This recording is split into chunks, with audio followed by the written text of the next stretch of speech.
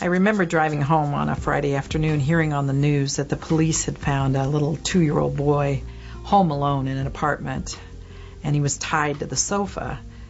And as I heard that story, I thought, what kind of a monster could leave their child home alone and tie them to a sofa? And when I came to work the following Monday, I found out that that monster was in fact a mother who had no child care, and she had to go back to work. And she had no choice.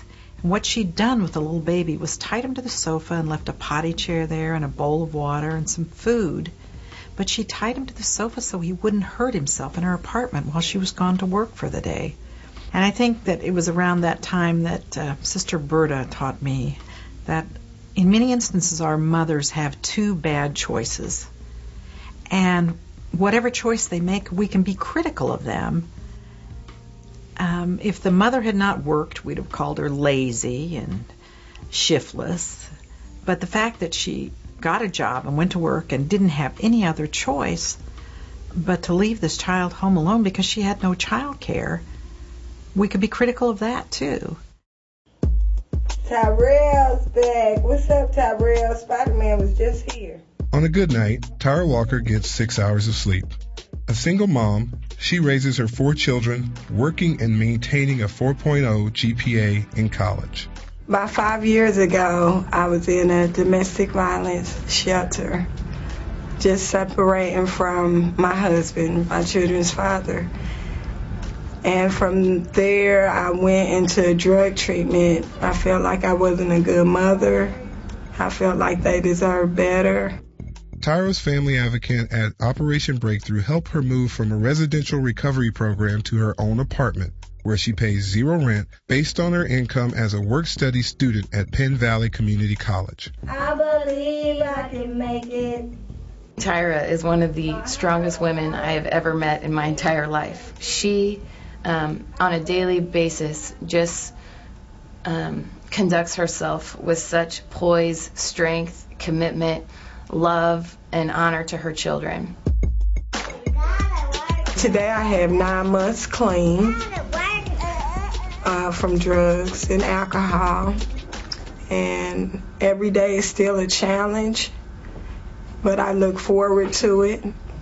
I have a church family, I have an AA family, and I have my family here at Operation Breakthrough. I have a therapist, family advocate, my children's teachers.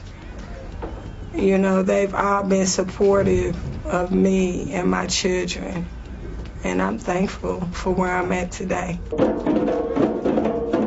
My children are able to participate in activities such as African drums, playing tennis. Those are 2 of their favorite that they like.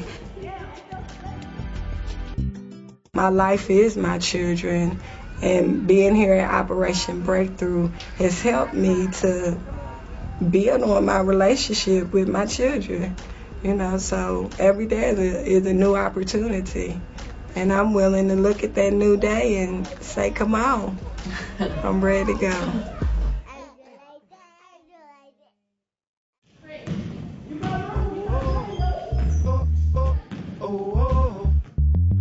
Mentors, including members of 100 Black Men, spend their time with the center's teens, showing them alternatives to life on the streets.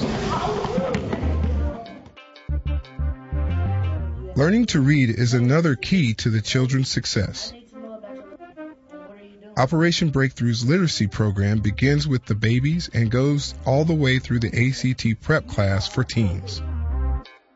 A record number of center youth are now graduating from high school and working in College Bound, a center program to help aspiring first-generation college students succeed. Our kids have the same hopes and dreams that everybody's kids have.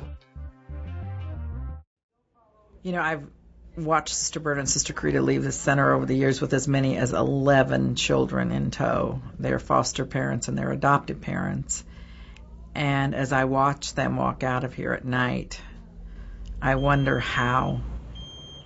Nobody that comes to work here works here because it's a job. you see Sister Berta and you see Sister Carita, and you're inspired by their leadership and their passion for these families. And then as you look at these families, whether it's a 12-year-old mother or a mom who's trying desperately to recover from drug addiction, or maybe an 85-year-old great-great-grandmother, you realize that they can make it, but they can't do it alone.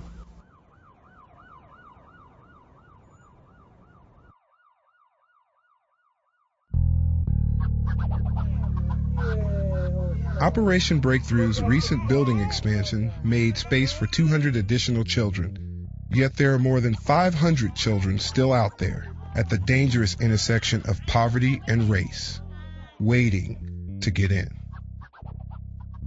You know, if these children succeed, we succeed as a society. If they fail, we fail. And the choice is ours, and it's every person's choice and responsibility what happens to these kids. And what happens to these kids will influence what happens to your kids. If you meet our children and meet our mothers, you can't have anything but hope. Our kids can be anything if we help them.